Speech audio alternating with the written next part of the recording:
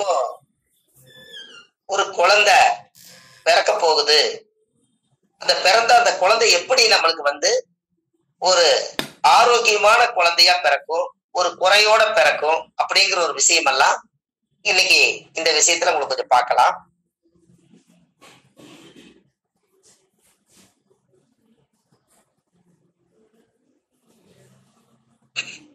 அதாவது யாராவது ஒரு ஜாதகத்தை பார்த்தீங்கன்னா,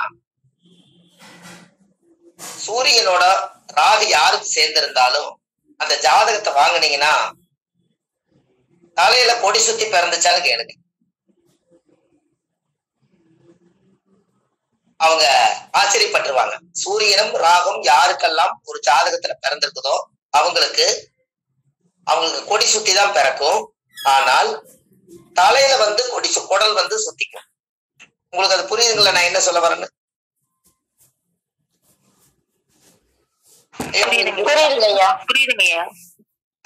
உங்களுக்கு புரியுது இல்லையா? அதாவது தலையில சூரியனும் ஒரு ஜாதகத்துல சூரியனும் ராகுவும் யாருக்கெல்லாம் சேர்ந்திருக்கோம் அவங்களுடைய குழந்தை பிரசவமாயி வந்திருந்தால் அந்த ஜாதகருக்கு சூரிய ராகு சேர்ந்த குழந்தைக்கெல்லாம் அவங்க அம்மா அப்பாவை நீங்க கேட்டீங்கன்னா குழந்தை தலையில கொடி சுத்தி அந்த குழந்தை பிறக்கும். அதே எனக்கு இந்த இணைவு இருக்குங்க ஐயா, நான் அப்படிதான் பிறந்தேன். வெரி குட், சூப்பர் ஐயா. எல்லாத்துக்கும் சந்தோஷம் தானே? முதல் பரிகாரம் சந்தோஷம் தான் ஐயா. சந்தோஷம். அவங்க அதை ப்ரூவ் பண்றாங்க குரூப்புக்குள்ள. அதான் அதுல பெரிய இன்னொரு முறை அந்த பரிகாரத்தை மட்டும் சொல்லுங்க. பரிகாரம் இல்ல, சூரியனும் ராகும் எந்த கட்டத்துல இருந்தாலும் ராசி கட்டத்துல தலையில கொடி சுத்தி அந்த குழந்தைக்கு வெளியெடுத்து தான் அந்த கொடியை வெளியெடுத்து விடுவாங்க. அதாவது தலைய சுத்திடும் கொடி, சூரியனும் ராகும். இது ஏன் அப்படி? இத லாஜிக்கா பரிகாரமா கொண்டு வாங்க. எப்படின்னு பாருங்க. சூரியன்னா தலை, ராகுன்னா பாம்பு மாதிரி குடலு. இந்த சூரியனை ராகு ஒட்டி இருக்கிறதுனால தலையில போய் இந்த குடல் ஒட்டிக்குது. அதனால கொடி சுத்தி பிறக்குது தலையில. எப்படி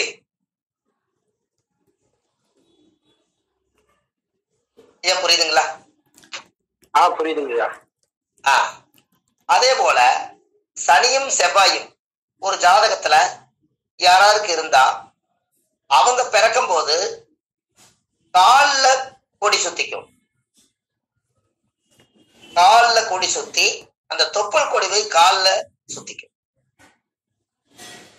அப்போ இப்படி ஒரு பிறந்துருச்சுன்னா ஜோசியர்கிட்ட கேட்பாங்க, பிரசவம் ஆகும் போது குழந்தைக்கு இவ்வளவு தடை இருந்துச்சுங்க, இந்த தடைகள் எல்லாம் சரியாகணும்னா என்ன பண்றதுன்னு கேட்பாங்க. அதுக்கு நீங்க ஒரு பரிகாரம் சொல்லுங்க. இந்த குழந்தைய குலதெய்வத்துக்கு தத்து கொடுத்து அப்புறம் வாங்கி வளர்த்த சொல்லுங்க. அது இன்னமும் ரொம்ப சிறப்பா. குலதெய்வத்துக்கு கொண்டு போய் சாமி தத்து கொடுத்து வாங்கலாம். அப்படி குலதெய்வம் தெரியாதவங்க பெருமாள் கோயில கொண்டு போய் அந்த குழந்தைய தத்து கொடுத்து கோயில ஒரு 3 முறை சுத்தி ஒரு தேங்காய் பழம் பூமாலை அர்ச்சனை வச்சு சாமி கும்பிட்டு அதுக்கப்புறம் கொஞ்ச நேரம் கிளம்பிச்சு அந்த குழந்தைய பிராமணர் ஐயர்கிட்ட இருந்து சாமியோட கருவறையில உள்ள கொண்டு போய் வச்சு இந்த குழந்தைக்கு பெருமாளுடைய பேரோ அல்லது உங்க பேர் ஏதோ வச்சு அங்கிருந்து அந்த கருவறைந்து குழந்தைய வாங்கிட்டு வளர்த்து சொல்லுங்க. அந்த குழந்தைக்கு அந்த தோஷம் வராது. ஏன் அப்படின்னா அந்த காலத்துல நீங்க பாத்திருக்கீங்களா, மாலை சுத்தி பிறந்தா மாமனுக்கு ஆகாது, கொடி சுத்தி பிறந்தா கோத்திரத்துக்கு ஆகாதுன்னு சொல்லுவாங்க. நீங்க கேள்விப்பட்டுக்கிறீங்களா ஐயா? இப்ப இன்னும் கொஞ்சம் நம்ம அட்வான்ஸா போயிட்டோம். சூரியனோட ராகு சேர்ந்தா சூரியன்னா தலை, ராகு அதுல சுத்திக்கும். செவ்வாயும் சனியும் சேர்ந்து இருந்தா சனின்னா முழங்காலு, அப்ப கணுக்காலு முழங்காலுதான் சனி. அப்போ இந்த சனியோட செவ்வாய் சேரும் போது தொப்புல அறுக்கும் போது அந்த கத்தியில ரத்தம் பட்டு காலை சுத்தி தான் அந்த குழந்தை பிறக்கும். இதெல்லாம் எடுத்து விடுவாங்க.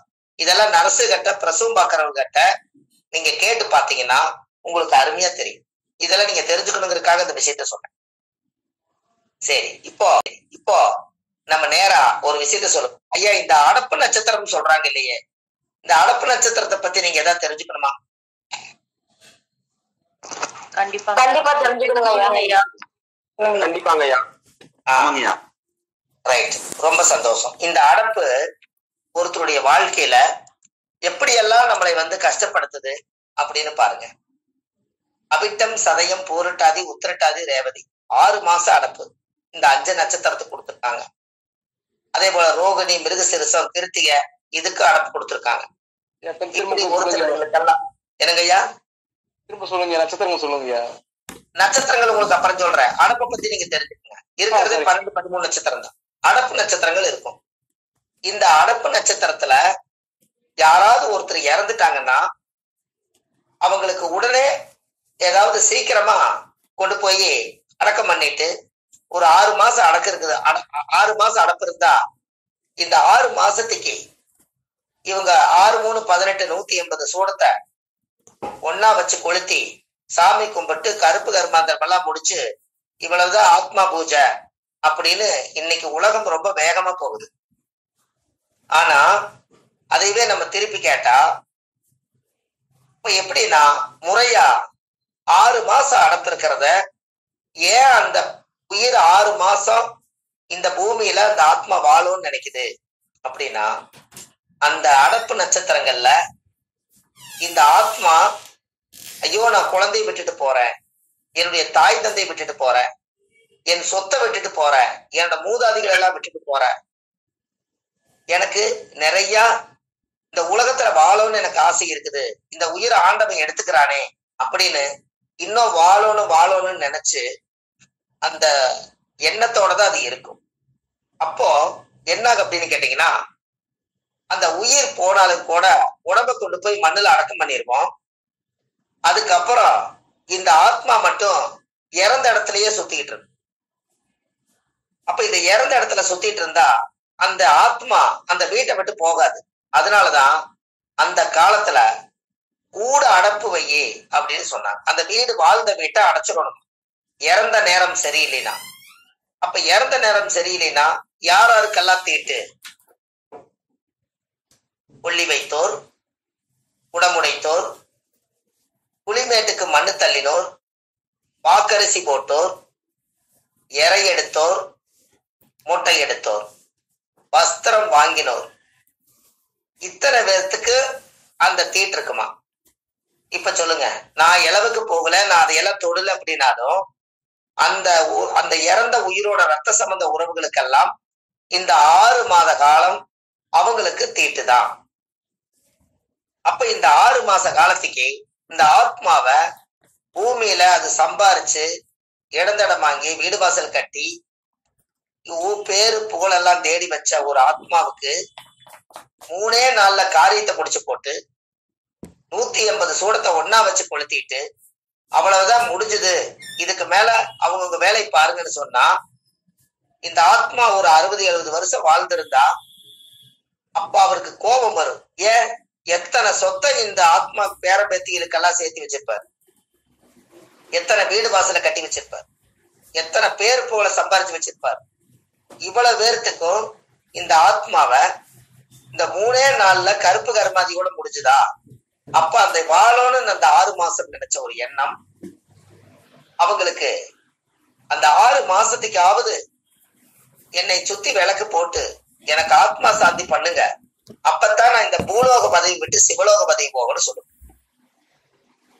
அதுக்காகத்தான் அந்த காலத்துல ஊடு அடப்பு வந்தா இழந்த முள்ளு இருக்குது இல்லைங்களா? இழந்த முள்ளு, அந்த இழந்த முள்ளு, வேலி முள்ளு, கருவேலா முள்ளு எல்லாம் கொண்டு போய் அந்த இறந்த உயிருடைய ஆத்மா பக்கத்துல கொண்டு போய் அந்த வீட்டை அடைச்சு அது பால் அடைஞ்ச 6 மாசத்துக்கு அந்த உயிரிட்ட இடத்துக்கிட்ட யாரும் போக மாட்டாங்க.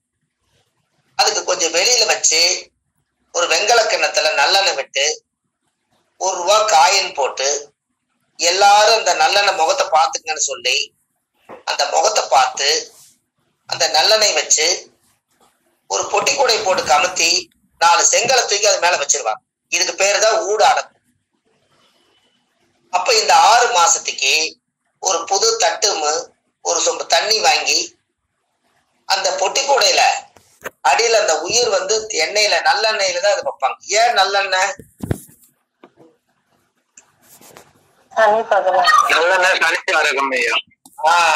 ஆயில் காரகன் சனி.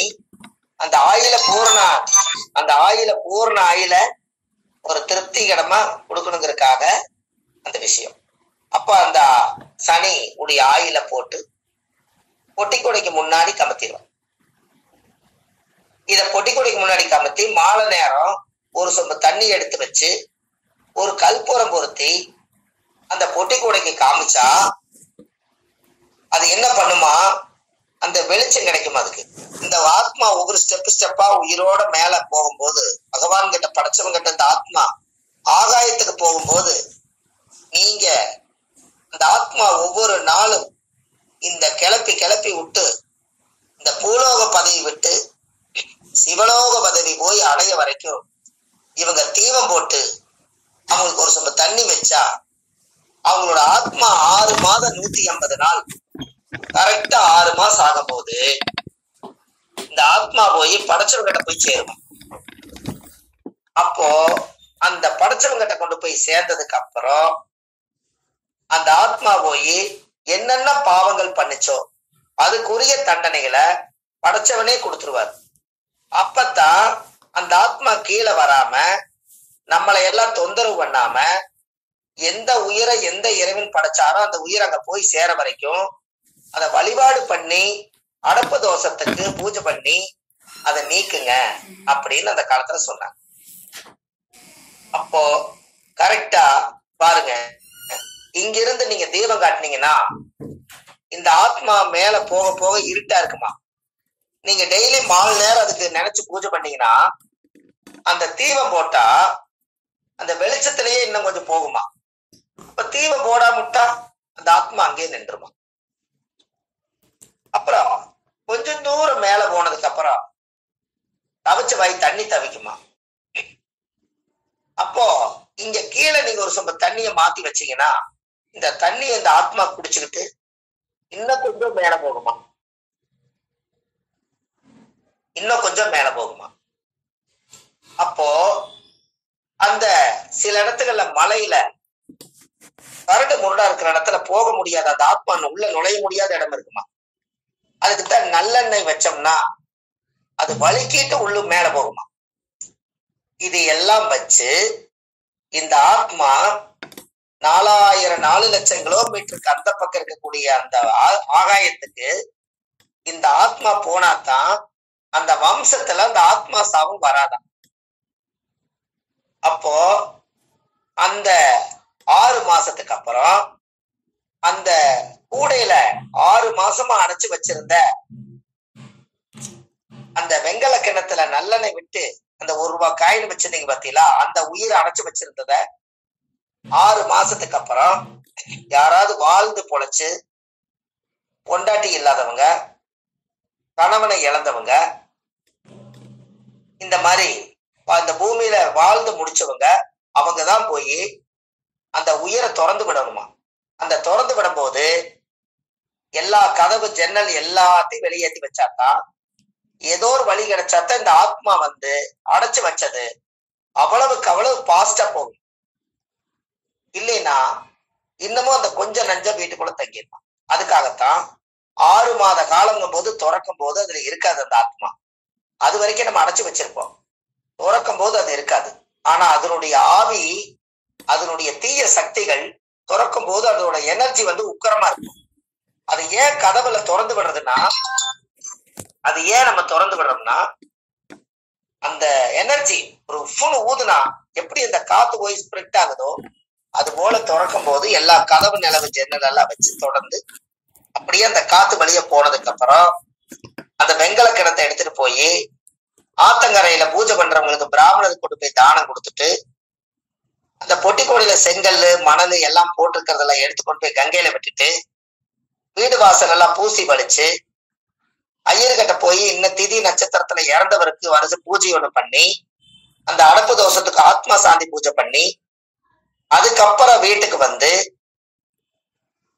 படப்பு இலையெல்லாம் போட்டு அவர் என்னெல்லாம் சாப்பிடுவாரோ, ட்ரிங்க்ஸ் சாப்பிட்டா ட்ரிங்க்ஸ், சாப்பாடு சாப்பாடு, மீனுன்னா மீன், கருவாடுன்னா கருவாடு, அவர் என்னெல்லாம் விரும்பி சாப்பிட்டாரோ இது எல்லாத்தையும் வச்சு அவருக்கு வந்து படைச்சு,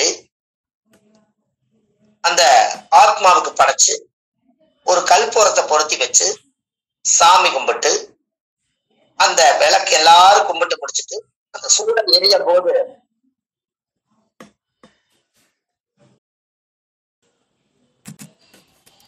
ஐயா கேக்குதா? கேக்குதுங்க ஐயா. அப்போ அந்த விளக்கு பத்த வச்சு அந்த சூடத்தை எரியும் போது எல்லாரும் வெளியில வந்து கதவை சாத்திட்டா அந்த ஆத்மா சந்தோஷமா என்னை வச்சு கொண்டாடி, எல்லாரும் நீங்க எல்லாருமே எனக்கு பிடிச்ச மாதிரி நீங்க செஞ்சீங்க, என்னை நல்லா கவனிச்சு பார்த்துக்கிட்டீங்க, எனக்கு பிடிச்ச மீன் வச்சிருக்கிறீங்க, எனக்கு பிடிச்ச கருவாடு வச்சிருக்கிறீங்க, என்ன நினைச்சு கல்லு வாங்கி வச்சிருக்கிறீங்க, மீன் வாங்கி வச்சிருக்கிறீங்க, எல்லாரும் பேரம்பேட்டிகள் மக்கமார்கள் எல்லாரும் சந்தோஷமா இருங்க, இந்த பிறவியில நான் ஆத்மா பிறவி எடுத்து நான் படைச்சவங்கிட்ட சந்தோஷமா நான் போயிட்டேன்னு சொல்லி அந்த ஆத்மா வாழ்த்திட்டு போயிருமா. அதுக்கப்புறம் அந்த மறுபடியும் அந்த கதவை திறந்து அதுக்கு ஒரு சூடம் காமிச்சு, அதுக்கப்புறம் அந்த படப்பு போட்டுக்கிறத எல்லாம் எடுத்து கூரை மேல கொண்டு போய் தண்ணிய தொளிச்சு காகத்துக்கு சாப்பாடு வச்சு அந்த காகம் சந்தோஷமா வந்து எடுத்துருச்சுன்னா அந்த ஆத்மாவுக்கு கோபம் இல்லை, அந்த வம்சத்துல பிறந்த ஆத்மாவுக்கு யாருக்கு இனிமேல் தொந்தரவு வராது, இதுக்கப்புறம் அந்த இடத்துல அந்த அடப்பு தோஷம் சுத்தமா நீங்கிருச்சு. இன்னும் முன்னோர்களுடைய வழியில இதைய அந்த காலத்துல இதை பயன்படுத்திருக்காங்க. அருமைங்க. ஆமா, மீட்டை ஓபன் பண்ணி எல்லாம் சொல்லுங்களேன். ரொம்ப அற்புதமான தகவல் ஐயா. ரொம்ப சந்தோஷம். அப்போ அப்போ அந்த காலத்துல முன்னோர்கள் எல்லாம் இப்படி ஒரு ஆத்மாவை எப்படியெல்லாம் வழிபாடு பண்ணி அத செஞ்சிருக்கிறாங்கன்னு பாத்தீங்களா? அதுக்கப்புறம் 6 மாசத்துக்கு அப்புறம் அந்த வீட்டை சுத்தப்படுத்திட்டு ஒரு ஐயரை கூட்டிட்டு வந்து கணபதி ஹோமம் பண்ணி அந்த வீட்டை புண்ணியதானம் பண்ணி அதுக்கப்புறம் அதை கொண்டுட்டு போய் அந்த தீர்த்தம் எடுத்து தெளிச்சு அதுக்கப்புறம் 1 வருஷ காலத்துக்கு இந்த கல்யாணம் மட்டும் 1 வருஷம் ரொம்ப உறவா இருந்தா 1 வருஷத்துக்கு கல்யாணம் மட்டும் பண்ணக்கூடாது. அந்த இறந்ததுல இருந்து 365 நாள் சூரியன் எந்த ஆத்மா எந்த நட்சத்திரத்துல இறந்து அடப்பாச்சோ அதே நட்சத்திரத்துல 365 நட்சத்திரம் கடந்து வந்து அந்த இறந்த நட்சத்திரத்தை சூரியன் தாண்டிட்டால் அந்த ஆத்மா சாந்தி என்று பொருள். எப்படி? ஒண்ணு பதிலே காணுமே ஐயா. அற்புதம் ஐயா. அருமையான தகவல் ஐயா, அருமையான தகவல். அப்போ அடப்பு தோசைங்கிறது இன்னைக்கு 6 மாசத்துக்கு 180 சூடத்தை வச்சு ஒரே நாள்ல கொளுத்தி சாமி கும்பிட்டு போறாங்க. இது சாத்தியமானு சொல்லுங்க? சாத்தியம் இல்லைங்க. கண்டிப்பா இல்லைங்கய்யா. செய்யக்கூடாதுங்க அந்த. அப்ப இந்த ஆதிகால பரிகாரத்துல விஷயம் உலகத்துக்கு போனா ஆத்மாவுக்கு நல்லது, அந்த குடும்ப வம்சத்துக்கு நல்லதா இல்லையான்னு கண்டிப்பாங்க. அப்போ அந்த ஜாதகத்துல ஒருத்தருடைய அடப்பு நட்சத்திரங்கள் வந்து நாம் செய்த பாவம் வினைகளுக்கு தான் அடப்பு நட்சத்திரத்தை போய் விடுகிறது. சொல்றாங்கல்லங்க, செத்த நேரம் சரியில்லை, அடப்பாய் போச்சாமா, எல்லா காரியத்தையும் நிறுத்தி வைங்க அப்படின்னு இந்த ஆத்மா போய் குறுக்க நிப்பாட்டுறதுக்கு காரணமே அந்த அடப்பு தானே. ஆமாங்க ஐயா. அப்ப கர்மா கரெக்டான நேரத்துல கை வைக்குதுங்களா? ஆமாங்க ஐயா. ஐயா, கர்மா வந்து கரெக்டான நேரத்துல கை வைக்குதா? அந்த காலத்துல பாட்டே உண்டு. தயிர் பானை உடைச்சு வச்சு காக்காய்க்கு விருந்து வச்சு சாதிசனா லட்சு வந்த, நீ கொடுத்த விருந்தெல்லாம் நெஞ்சுக்குழி நஞ்சு போல ஆகி போச்சு, மன்னனும் போயிட்டா மணவாளனும் போயிட்டா வீடு வெறு வீடா இருக்குதுன்னு அழுவாங்க. எப்படி?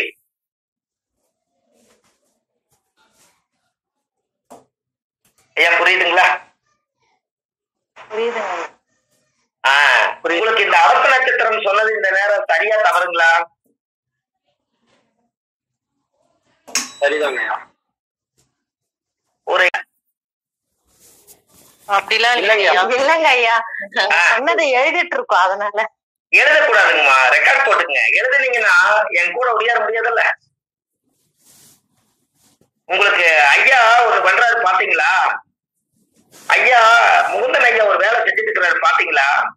இந்த ரெக்கார்டு முடிஞ்ச உடனே அந்த அந்த அந்த வீடியோவை அழகா அவர் இறக்கி அவரோட யூடியூப்ல போட்டு பொறுமையா பாத்துங்கன்னு சொல்லி இந்த வீடியோ ஒரு பாடம் முடிஞ்சதுக்கு அப்புறம் ஐயா யூடியூப்ல போடுறாருங்களே, அதானே?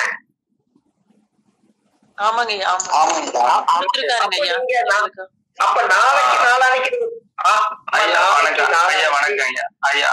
சொல்லிடுறீங்க ஐயா. இது யூடியூப்ல வந்து இனிமேட்டு வராது. இனிமேட்டு ஆடியோ ரெக்கார்டு மட்டும் குரூப்ல போட்டுருவீங்க. அது முதல் வகுப்புனால அது போட்டிருக்கிறீங்க. இனிமேட்டு ஆடியோ ரெக்கார்டு மட்டும் ரகசியமா அவங்களுக்கு மட்டும்தான் கிடைக்குங்க. எல்லாத்துக்குங்க சந்தோஷம். நீ ஸ்டார்ட் பண்ணிக்க ஐயா. அவங்களுக்கு ஐயா ஆடியோ ரெக்கார்டு போய் சேருங்க ஐயா. அம்மா ஆடியோ ரெக்கார்டு கிடைக்குங்களாமா? அப்ப நீங்க பொறுமையா காதுல ஹெட்போன் போட்டு பொறுமையா எழுதிக்கலாம்லங்கம்மா கிளாஸ்? அப்ப நீங்க எங்களோட பயணிக்கலாம்ல, அதுக்காக சொன்னேன். சரிங்க ஐயா, கவனிக்கிறோங்க. இப்போ அரசு நட்சத்திரத்தை பத்தி இனி ஒரு வீட்டுல அரசு நட்சத்திரம் யாராவது வந்து இது ஒரு தர்ம சேவை. ஒரே ஒரு விஷயம் மட்டும் நீங்க நல்லா செய்யுங்க. யாருவெல்லாம் ஜாதகம் பார்க்க வந்தா அரப்பு நட்சத்திரம் வந்து கேட்க வந்தாங்கன்னா அவங்களுக்கு இந்த மாதிரி நல்ல விஷயத்த சொல்லிட்டு நீங்க மனதார அவங்கள சந்தோஷமா தாட்டி விட்டுருங்க. அவங்க 100 ரூபாய் 200 ரூபாய் கொடுத்தாங்கன்னா அந்த காசு வாங்காம விட்டுருங்க. உங்க குடும்பத்துக்கு பிரேத சாபம் வராது. சரிங்க ஐயா, கண்டிப்பா செய்யறோங்க ஐயா. அற்புதங்க ஐயா. நீங்க பண்ற தர்ம சேவைய ஐயா அவரே நீங்க ஜோசி அவர் கேட்க வந்தவரே செத்து போயிட்டாரு. செத்து போன காசு வாங்கி உயிரோடு இருக்கிறவங்க எப்படிங்க ஐயா வாழ்றது? அற்புதம். நன்றி நன்றி, நல்லது. புண்ணியம் செய்வதற்கே புண்ணியம் செய்திருக்க வேண்டும். நாம அந்த தேதியை குறிச்சு கொடுக்கறதுக்கு ஒரு வழிகாட்டு மாதிரி ஆச்சு. வழிகாட்ட வந்தது வந்தவங்க கிடையாதுங்க. நீங்க செய்யற புண்ணியம் அந்த ஆத்மாவுக்கு செய்யறீங்க. கரெக்டுங்களா ஐயா? உண்மைதாங்க ஐயா. சரிங்க ஐயா. அந்த ஆத்மாவுக்கு செய்யறீங்க. எவ்வளவு சந்தோஷம். அந்த ஆத்மா என்ன நினைக்கும்னா, ஒரு ஜோதிடர் எல்லாத்துக்கிட்டையும் காசு வாங்கினாரு, எல்லா பலனும் ஜாதகம் பார்த்து சொன்னாரு. நம்ம இறந்துட்டேன்னு போய் சொன்னே அந்த ஜோசியரு நம்மளுக்கு ஒரு ஆத்மாவை தெய்வமா நினைச்சு நம்மளுக்கு மட்டும் அவர் காசு வாங்கலையே, நம்ம வாழ்த்த போது அந்த ஜோசியரை வாழ்த்து இல்லாத அந்த ஆத்மா உங்க வீட்டுல வந்து வாழ்த்திட்டு மேல் ரோகம் போகுமா? நல்ல தகவல் ஐயா. எப்படிங்க அம்மா?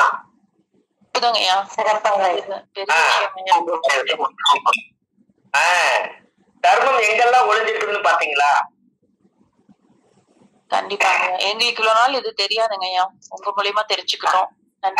ரொம்ப சந்தோஷங்க. ஏன்னா பரிகாரத்திலேயே சீரியஸான பரிகாரம் எல்லாம் கரெக்டுங்களா அம்மா?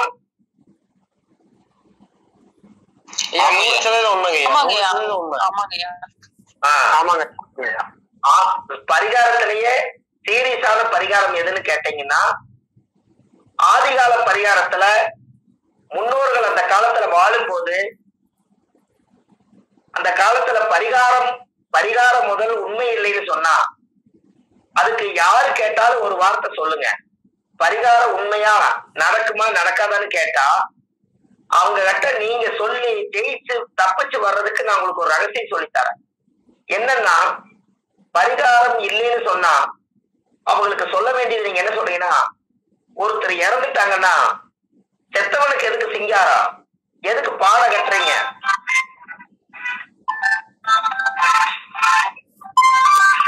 பாட கட்டுறீங்க, அவருக்கு எதுக்கு பச்சை இருக்கு, அவருக்கு எதுக்கு கோடி போடுறீங்க, கொல்லி வைக்கிறீங்க, தேரை எதுக்கு போய் சுத்தி வந்து கோடி போடுறீங்க, மஞ்சள் தண்ணி எதுக்கு தொளிக்கிறீங்க? கோழி எதுக்கு அறுக்கிறீங்க? உடம்பு எதுக்கு உடைக்கிறீங்க? தீப்பந்தம் எதுக்கு பிடிக்கிறீங்க? பேரம்பேட்டிகள்லாம் எண்ணெய் அறுப்பதுக்கு நெத்தியில வைக்கிறீங்க.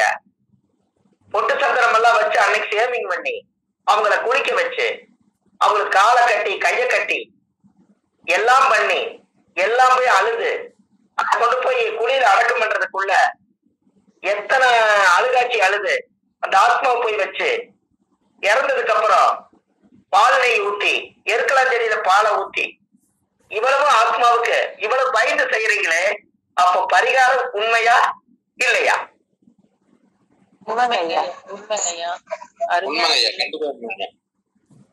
இதுக்கு அவங்க பதில் சொல்லிட்டாங்கன்னா உண்மையாலுமே சந்தோஷம் தானே. செத்தவருக்கு எதுக்கு சிங்காரம்? அந்த ஆத்மா கூடு விட்டு போயிருச்சு, அந்த உயிர் எங்கேயோ போயிருச்சு, படைச்சவங்கிட்டயே போயிருச்சு. இருக்கிறது உடம்பு மட்டும்தான். அந்த உடம்புல எதுவுமே இல்லை. வாழ்ந்து உழைச்ச ஆப்பிள், ஆரஞ்சு, மாதுளம்பழம், கொய்யாப்பழம், வாழைப்பழம், லட்டு, ஜிலேபி, மைசூர்பா, இட்லி, தோசை, பணியாரம், கறி, சோறு, நான்வெஜ் எல்லாம் சாப்பிட்டு வளர்ந்த சதை மட்டும்தானே உங்க வீட்டுல இருக்குது. உயிர் படைச்சவர் அழகா எடுத்துட்டு போயிட்டாரு. அந்த உடம்பு மட்டும்தான் இருக்குது. இந்த உடம்பு துர்நாற்றம் அடிக்கூடாதுங்கிறதுக்காக அன்னைக்கே பாட்டு எழுதிட்டார். ரஜினிகாந்துக்கு ஒரு அருமையான பாட்டு. மண்ணின் மீது மனிதனுக்கு ஆசை, மனிதன் மீது மண்ணுக்கு ஆசை. மண் தான் ஜெயிக்கிறது, இதை மனம்தான் உணர மறுக்கிறது. அப்ப கடைசியில இந்த மண்ணு திங்க போது ஆத்மாவை திங்காத மண்ணு இந்த உடம்ப தின்றது. கடைசியில பூமி சமமாயிரும். வாழ்ந்தவங்க பொழைச்சவங்களுடைய உடம்ப தேடுனா கிடைக்காது. ஆத்மாவும் மேல் லோகத்துல போயிருச்சு. பூலோக பதவி விட்டு சிவலோக பதவி போயாச்சு. ஒரு தடவை தான் மனித பிறப்பு. தேடினாலும் கிடைக்காத செல்வம் மனித செல்வம். இதை மனிதனுங்களை தெய்வமா வணங்குறதுக்கு கோயிலே கட்டி கும்பாபிஷேகம் பண்ணினாலும் கூட சாமிக்கு சக்தி அதிகம்ங்கிறது உண்மைதான். பிரபஞ்சத்துல இருந்து கிடைச்சதுனால அதைய மகிமைப்படுத்தி அதை கொண்டாடி மண்ணா இருக்கிறத ஒரு மனிதர்கிட்டத்தான் அவ்வளவு பெரிய அறிவை வச்சு கோயிலை கட்டி உலகத்துக்கு மனித சக்தியை எடுத்து காட்டினாங்க. அப்பேற்பட்ட ஆத்மா தானே நம்மெல்லாம். ஆமாங்கய்யா, ஆமாங்கய்யா. ஐயா கரெக்டுங்களா? அற்புதங்க. சரிங்கய்யா. நீங்க நினைச்சு பாருங்க.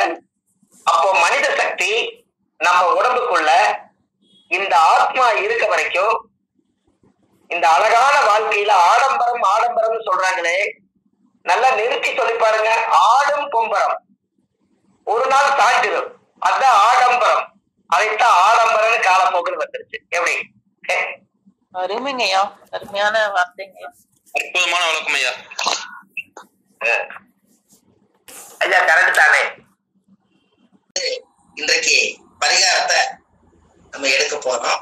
ஆதிகால பரிகார வகுப்பு, பாரம்பரிய திருவள்ளுவர் குல வம்சம், பிரசன்ன ஜோதிடர் சுப மாரிமுத்து, திருப்பூர்ல இருந்து இந்த பதிவு உங்களுக்காக.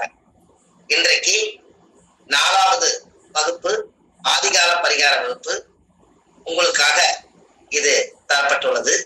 இந்த பரிகாரத்தை இப்ப நம்ம இன்னும் கொஞ்சம் வித்தியாசமா நம்ம பார்க்கலாம். அந்த வித்தியாசம் எப்படிங்கிறதையும் உங்களுக்கு நான் சொல்லி கொடுக்குறேன். இப்போ டெண்டர்ல எல்லா வீட்லயும் குழந்தை இருப்பாங்க. அவங்களோட நோக்கம் என்னன்னா படிப்பு தான். இந்த படிப்பு அவங்களோட ஞான சக்தியில ரொம்ப நல்லா வரணும். அவங்க படிச்சாங்கன்னா உண்மையாலுமே அவங்க ரொம்ப ஒரு டாக்டர் ஆகலாம், ஒரு இன்ஜினியர் ஆகலாம், எத்தனையோ ஒரு நல்ல விஞ்ஞானி கூட ஆகலாம். அதுக்கு முதல் அறிவுக்குண்டான ஒரு படிப்பை இந்த குழந்தைகள் எல்லாம் படிக்கிறதுக்கு ஒரு ஆதிகால பரிகார கல்வியை பத்தி இப்ப நான் உங்களுக்கு சொல்ல போறேன். இப்போ படிப்புக்குண்டான கிரகம் என்ன கிரகம் யாரும் சொல்லுங்களா ஐயா? புதன் ஐயா. உங்களுக்கு படிப்பை பத்தி பரிகாரம் இப்ப சொல்லிக்கிறேன் அந்த 4 வகுப்புல.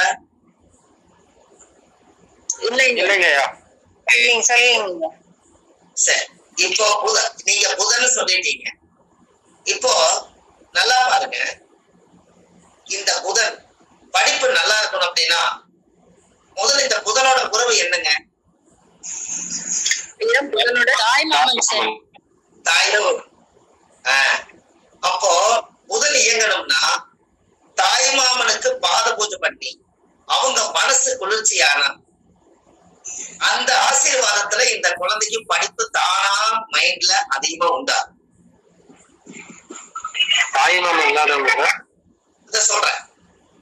தாய் மாமனுக்கு நீங்க ஒரு மாமன்கிற உறவு வச்சு யார கூப்பிடுறீங்களோ அவங்க எல்லாம் புதனா வர்றாங்க. அப்ப தாய் மாமனுக்கு ஒரு புதன்கிழமை அன்னைக்கு காலையில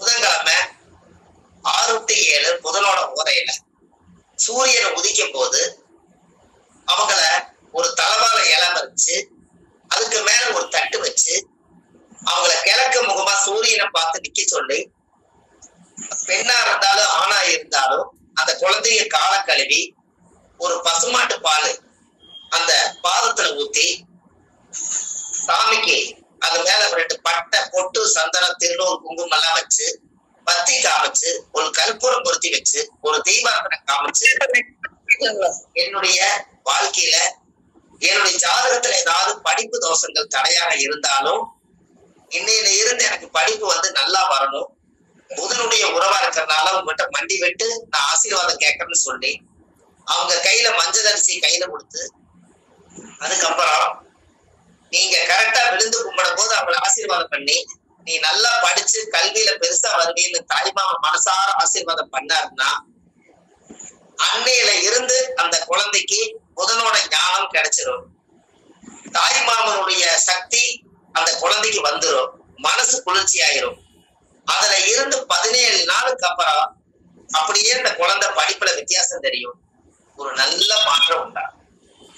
அப்ப தாய்மாமனுக்கு கண்டிப்பா குழந்தைகள் பாத பூஜை பண்ணலாமா பண்ணக்கூடாதுன்னு சொல்லுங்க.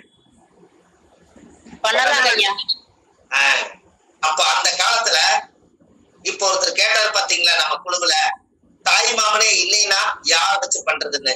ஒண்ணு மாமனுடைய உறவா நீங்க யாரை எடுத்துக்கிறீங்களோ அவங்கள பாத பூஜை பண்ணுங்க. அப்படி இல்லைன்னா திருநங்கைய வீட்டுல கூட்டிட்டு புதன்கிழமை அன்னைக்கு இதே மாதிரி பொட்டு சந்தனம் வச்சு பூஜை பண்ணி சாமி கும்பிட்டு அவங்க கையில ஆசீர்வாதம் வாங்கி அதுக்குரிய வேலை செய்யுங்க.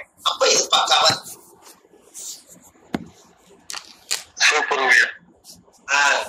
அர்த்தம் புரியாதவர்களுக்கெல்லாம் அர்த்தம் புரிய வைக்கும் அர்த்தநாரீஸ்வரர். லாஸ்டா சொன்னது சொல்லுங்க ஐயா. தாய்மாமன் இல்லன்னா என்ன பண்ணலாம்? லாஸ்டா சொன்னது மாதிரி சொல்லுங்க.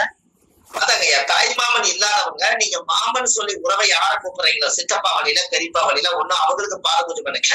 அப்படி அந்த உறவுகளும் கிடைக்கலன்னு சொன்னால் திருநங்கைகள் கண்டிப்பா கிடைப்பாங்க. அவங்களுக்கு நீங்க காலையில புதன்கிழமை அன்னைக்கு 6 to 7 புதன உரையில அதே மாதிரி தாய்மாமனுக்கு சொன்ன பாத பூஜைய அந்த திருநங்கையா இருக்கிறவங்களுக்கு ஒருத்தரை கூட்டிட்டு ஒரு பச்சை புடவை, வெத்தலைப்பாக்கு, பூப்பழம், அவங்களுக்கு பாசி, லெட்டிக்கு, அவங்க டிசைனா அவங்க போட்டு அழகு பார்க்கக்கூடிய பொருள்கள் இவங்களுக்கு பிடிச்ச மாதிரி எல்லாத்தையும் வச்சு அவங்க கையில கொடுத்து நீங்க அந்த கர்மாவை போக்கடிச்சுட்டா அந்த அவங்க நம்ம தலையை தொட்டு ஆசீர்வாதம் வாங்கும் போது அந்த கர்மா நம்ம படிப்புக்குண்டான கர்மா நிவர்த்தியாகி அந்த குழந்தை ஒரு 17 நாளைக்கு அப்புறம் அந்த ஞானம் உடம்புக்குள்ள வந்துடும். அதுக்கப்புறம் அந்த குழந்தை நல்லா படிக்கும். அது ஏன் 17 நாள் சொன்னேன்? முதல் திசை 17 வருஷம். ஏன்னா நேற்றுக்கு பாத பூஜை பண்ணேன், இன்னைக்கு பாத பூஜை பண்ணேன், நாளைக்கு ரிசல்ட் கிடைக்கலன்னு சொல்லிட கூடாதுல்ல. 17 நாள் நீங்க வச்சுட்டீங்கன்னா அந்த ஜாதகத்துல அதுக்கப்புறம் அது பாத பூஜை பண்ணது அவங்களுக்கு எந்த நட்சத்திரத்துல பாத பூஜை பண்ணாங்களோ அடுத்த நட்சத்திரம் தாண்ட வரைக்கும் அந்த ஆசீர்வாதம் பிரபஞ்சத்துல இருந்து வந்துகிட்டே இருக்கும். அந்த 17 நாளுங்கிறது பிளஸ் 27 நாள், 17 நாளுக்கு மேல ரீச் ஆயிடும். அப்போ ஒரு மாசத்துக்குள்ள அந்த குழந்தைக்கு ஒரு பரீட்சையா இருக்கட்டும், ஒரு பாஸ் ஆக போறாங்கன்னா இந்த மாதிரி ஒரு பாத பூஜை பண்ணிட்டு போக சொல்லுங்க. இல்ல கல்வியில படிப்பே ஞானமே வரமாட்டேங்குதுன்னா இந்த பாத பூஜை பண்ண சொல்லுங்க. சூரியனும் சந்திரனும் கெட்டுட்டாலே அதை இயக்கிறதுக்கு ஒரே வழி அம்மா அப்பாவுக்கு பாத பூஜை பண்ணித்தாங்க இயக்க முடியும். அதே மாதிரி ஒருத்தர் ஜாதகத்துல படிப்பு புதன் கிரகம் கெட்டுச்சுன்னா நீங்க பாத பூஜை பண்ணீங்கன்னா அந்த புதன் ஆக்டிவேட் ஆகும். அப்ப பாத பூஜை அந்த காலத்துல முன்னோர்கள் வச்சுக்கிறாங்களா இல்லையா?